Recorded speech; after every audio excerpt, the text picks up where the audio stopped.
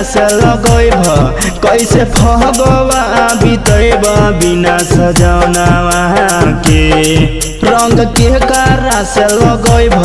कैसे फगुआ बितैब बिना सजनवा के भरी फागुन लेल भौजी बैगनवा के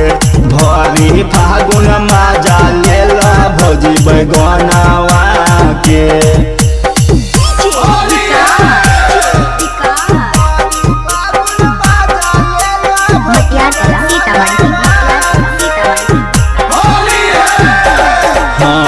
चढ़ली जबानी पड़ल है गजता जंग है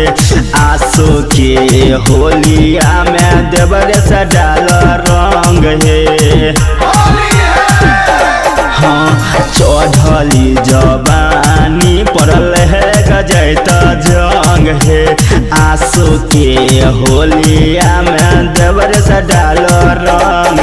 चीज रहता बड़ी ताजा देव भैया वाला मजा दुनु जवानवा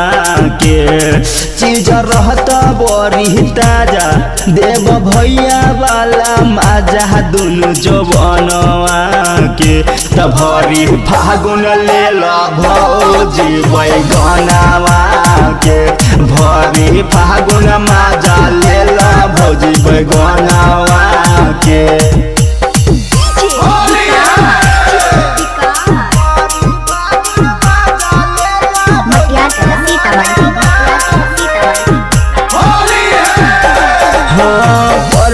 प्यारे राम आशीष पर दे दा भौजी ध्यान है पंकज मनोहर सोराम के रंग दो समान है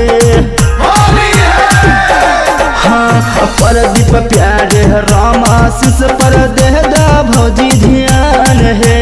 पंकज मनोहर सोराम के रंग दो समान चंदमी का छियनी रदैया लेल मरद भौजी बटैया भरी फगुनावा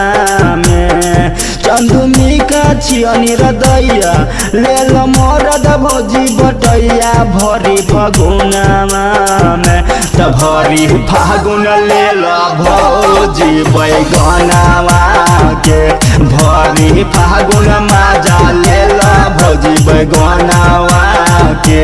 आप सुन रहे हैं 9 से शिवानी रिकॉर्डिंग स्टूडियो का शानदार प्रस्तुत।